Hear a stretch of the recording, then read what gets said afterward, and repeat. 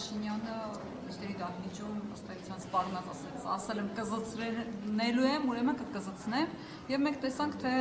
ինչ գործողություններ են լինում առհասարակ նրա ամեն հայտարարությունից հետո ընդհանրապես ինչ որ ակում կտակ նախ այսօր առավոտյան տեղի ունեցածին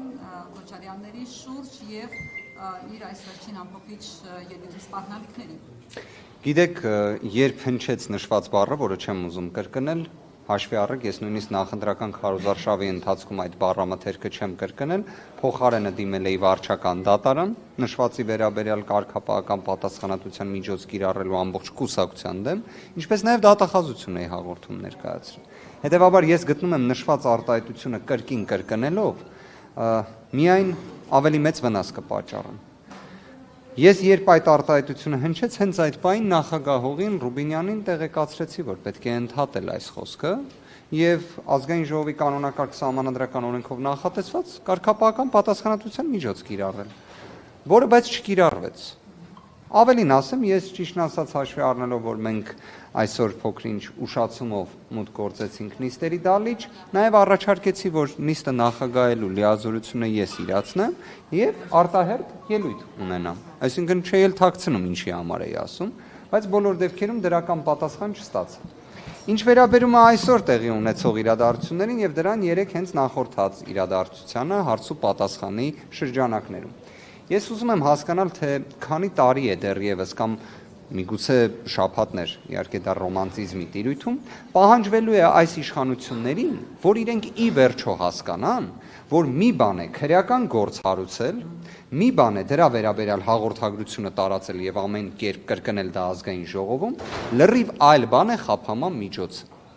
Լրիվ այլ բան է։ Դա ոչ մի առնչություն չունի պատժի հետ, դա ոչ մի առնչություն չունի քրեական արդարադատության վերջնարդյունքի հետ։ Քրեական գործ են հարուցել, հաղորդագրություն են տարածել, իդեպ կարծես թե հենց իրենք քողարկելու համար իրենց իսկ գործողությունները կրկնում էին, որ սրա մասին հենց իրենք, ինչ վերաբերում է նախագահ Քոչարյանին, իրենք դրա մասին չէ, որ շատ երկար ժամանակ տեղեկացված էին եւ այլն, բայց իբր ինքն է քննադատում, թե ինչի է հիմա այդ ամենը տեղի ունենում։ Իդեպ ապօրինի գույքի բռնագանձման հետ կապված փաթեթը, երբ ուղարկել էին դատարան, այս բոլոր գույքերի հետ կապված հիշատակումը կար ազգային ժողովում, հենց իրենք էլ խոսում էին դրա մասին։ Եթե խնդիրը, ոնց իրենք են բնութագրում, իրավապահներն են, այսինքն Սրփուհի Գալյանին նկատի ունեն, որովհետև Սրփուհի Գալյանն էր գլխավոր դատախազի տեղակալը, ով այդ ամենը բացահայտել էր այդ ժամանակ։ Թե նկատի ունեն գլխավոր դատախազ Տիկին Վարդապետյանին, այսինքն որ խնդիրը որտեղ է։ Իդեպ ելույթում նաև հիշատակվեց մի դեպքի մասին, որտեղ ասում են դատավորը այնքան ձգեց, որ գնաց թոշակի։ Մի հատ կարակ հարցնեք, իսկ որ դատավորի մասին է խոսքը, կարող է պարզվի հենց իրենց իշխանության ժամանակ դատարանի նախագահի պաշտոն զբաղեցրած անձի մասին է խոսքը։ Այսինքն հենց իրենց կադրային քաղաքականության մասին է խոսքը։ Իրենց հարցրեք, թող իրենք պատասխանեն, տենց ավելի հետաքրքիր կլինի։ Երբ խոսում են օրինակ դատական համակարգում, երեք ես լսեցի, ես այնպես ստացվեց, որ ելույթ չկարողացա ունենալ, ինչևէ, բայց ուզում եմ այս հանգամանքը ընդգծեմ։ Այնպես էին խոսում դատական համակարգում խնդիրների մասին, կարծես Կարեն Անդրեասյանի օրինակ ելույթը իրենք չեն լսել։ Դատական համակարգի 70%-ը փոխվել է։ Այն մնացած 30%-ն է վեթինգի է ենթարկվել եւ կարծես դրա վերաբերյալ հակադարձում ես չեմ լսել։ Այսինքն ում դեմ են պայքարում։ Ումից են դժգոհ։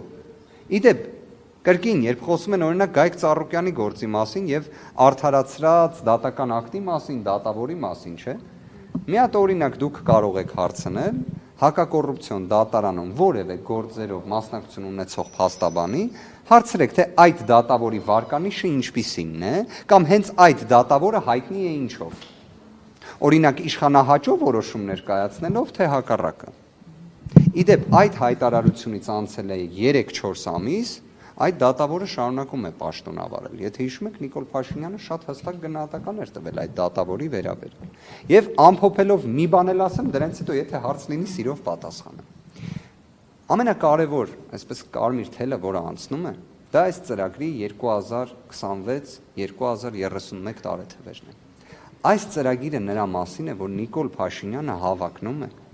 13 տարվա պաշտոնավարման։ Ժողովրդավարությունից ամեն օր խոսացող իշխանությունը 13 տարվա պաշտոնավարման հավակնությունն է ներկայացրել։ 13 տարի պաշտոնավարելու ծրագիրն է ներկայացրել։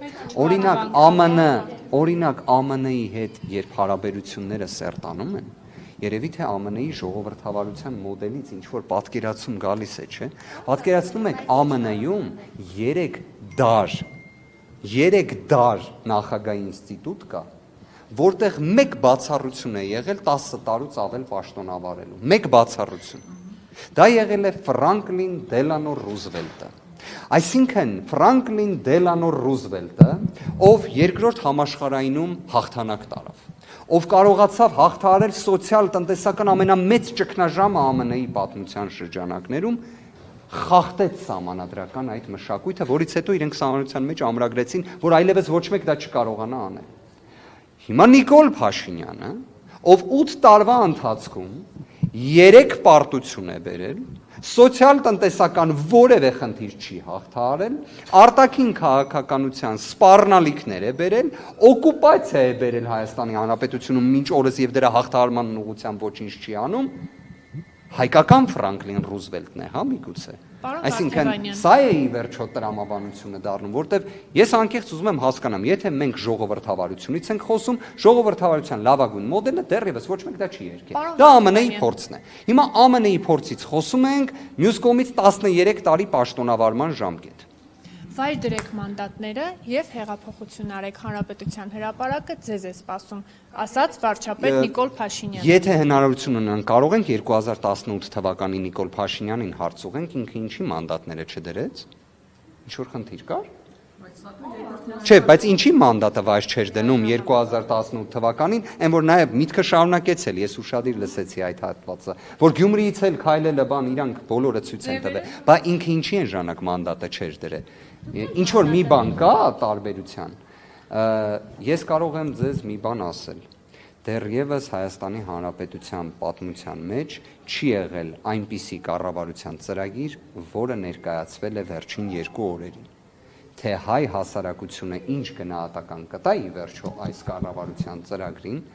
կապրենք կտեսնենք, մի բան էլ կա, Հայաստանի Հանրապետությունում դեռ չի եղել իշխանություն, որը պաշտոնավարի այնքան, ինչքանի հավակնությունը ներկայացրել է Նիկոլ Փաշինյանը։ Ավելին, ափսոս օրինակ, Նիկոլ Փաշինյանը կարծում եմ կարող էր իր ելույթում նաև նշեր, որ 2018 թվականին մի հետաքրքիր հանգամանք էլ կար։ Դրան նախորդել էին խորհրդարանական ընտրություններ։ Այդ խորհրդարանական ընտրությունների արդյունքում Հայաստանի Հանրապետական կուսակցությունը չէր ստացել 50+1 քվ։ Չէր ստացել։ 2026 թվականին էլ քաղաքացիական պայմանագիրը չի ստացել 50+1 քվ։ Ձեր գործընկերներից մեկին էր իդեպ ճեպազրույցի ժամանակ ասում էր, որն է ժողովրդի լեգիտիմության քվեն, այսինքն ոնց է դա չափվում։ Ասել էր, որ դա 50+1-ն է։ Բայց երևի այդ 50+1-ը հիմա կասի դա ուրիշ բան է։ Բայց դա ամեն դեպքում այդ 50+1-ը իրենք չունեն։ Իրենք ժողովրդի մեծամասնության իմ համոզմունքը նա է, որ Հայաստանի Հանրապետության ժողովուրդը իր խոսքը կասի։ Դեռևս միջազգային փորձը, ընդդիմությունը, ժողովուրդը միասին։ Ես կասեմ հետևյալը. ընդդիմությունը հեղափոխություն չի անում իշխանության առաջարկով։ Առնվազն նման օրակարգ մեզ հետաքրքիր չի, ինչքան էլ այդ առաջարկը այդքան համառորեն ներկայացնեն։ Ես մի բան էլ ասեմ, առնվազն վերջին 2 օրը մի հետաքրքիր հանգամանք էլ ցույց տվեց, որ Նիկոլ Փաշինյանը որքան էլ որ ցանկանա, բայց իր մոտ այդ բարևարկության հետ կապված, ես չեմ կարծում, չէ, իրենց ներկուսակցական կանոնագրքով նախատեսված այդ բառը, որ կարելի է միշտ կրկնել, չեմ կարծում։ Իդեպ ցավով եմ սա ասում, չէի ուզենա սա ասել, բայց դե իմա։ Զինված ուժերում երբես դեպքերը լինում են, վստահ եղեք, այնտեղ ոչ թե իմ բառամթերքի խնդիրն է առաջանում, այլ այն ինչը որ ասեց, որ պետք է անի ընդդիմադիր առաջնորդների նկատմամբ, այդ բառամթերքը զինված ուժերում, զորամասում դառնում է ոչ կանոնադրական հարաբերություններ պարզելու հիմք, այդ բառամթերքը։ Ես տեսել եմ իմ աչքով դպրոցականների, որոնք կրկնում էին Նիկոլ Փաշինյանի այդ բառամթերքը նախընտրական քարոզարշավի ընթացքում։ Մի քանիսը դա ծիծաղելով էին ասում, մի քանիսը տենց չէին ասում։ Հիմա ինչ է փոխանցվում։ Մի հատ լսեք ընդդիմության հռետորաբանությունը ու խոսքը, հետո մի հատ նորից լսեք այսօրվա այդ բառամթերքը։ Անկեղծ եմ ասում, ես չեմ պատկերացնում ինչն է, որ մարդուն պետք է դրթի այդ բառերը ասել։ Եթե դուք տեսել եք ես երբևէ այդ բառամթերքը օգտագործեմ, ասեք, ես խնդիր չունեմ, ներողություն խնդրեմ։ Օրինակ ասեք Արամ Վարդևանյանը 2021 կամ 20 կամ 23 կամ 24 կամ 25 թվականին այսինչ արտահայտություն արել։ Եթե ես այդ ձևի արտահայտություն արած լինեմ, ներողություն կխնդրեմ։ Բայց իդեպ մի բան է ասեմ, եթե Էդգար Ղազարյանը հիմա վարչապետի պաշտոնն զբաղեցնում, հիմա գնամ հետը խոսամ, ասեմ չի կարելի, որովհետև կարծես թե ազգային ժողովի падգամավորը եւ գործադիր իշխանության ղեկավարը սահմանադրությամբ մի քիչ կարգավիճակի տարբերություններ ունեն։ Իդեպ սահմանադրությունն էլ որ ասում ենք, մինչ օրս հələ հարց է, չէ, առաջանում։ Մենք ինչ ենք հիմա քննարկում։ Մենք չպետք է քննարկելուց լինեինք ազգային ժողովի ձևավորումը, կառավարության կառուցվածքը, իդեպ որով իրանք պետք է իրենց ծրագիրը իրականացնեն, չէ՞, ոնց որ պետք է մեկը մյուսին հաջորդի, ոչ թե նախորդի։ Բայց դե էսա է։ Անշուշտ կանենք, դեռ կարող է քաղաքացիական պայմանագիրն է, կառավարության այս ծրագիրը այս ելույթից հետո որոշում է, որ կողմ պետքա չքվեարկի։ Պետքա չէ, բացարձակ, դա խնդրում եմ դիտարկել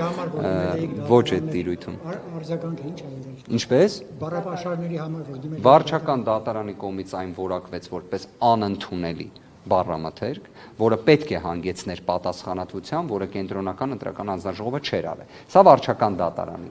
վերաբերյալ։ Իսկ ինչ վերաբերում է հաղորդմանը, որը ներկայացրել էի գլխավոր դատախազին, ես կարծում եմ դուք շատ մեծ դժվարությամբ, բայց կարող եք կանխատեսել, թե ինչ ելք այն ստացավ։ Այսինքն քրեական գործը իհարկե չհարուցվեց, բայց ես կարող եմ ձեզ իրավական, երբ հաստաբան էի դրա կարգավիճակից ելնելով խորհուրդ տամ։ Եթե դուք այդ բառերը կրկնեք, նաև դուք, ձեր դեմ քրեական վարույթ կհարուցվի։ Եվ ավելին, դուք կկալանավորվեք։ Հետևաբար, եթե դուք ՔՊ անդամ լինեք, կարող է չհարուցվի, բայց կարող։ Այ եթե վարչապետի պաշտոնն եք զբաղեցնում, հաստատ գործ չի հարուցվի, ՔՊ անդամ լինելը կարող է ձեզ օգնի, բայց կարող է։ Պարոն Քոչարյանների դեմ հարուցված, որով փաստորեն ներգրաված է նաև Սերժ Սարգսյանը։ Մամուլից եմ տեղեկացել այդքանը։ Մանրամասներին չեմ տիրապետում առնվազն կրկին, երբ կա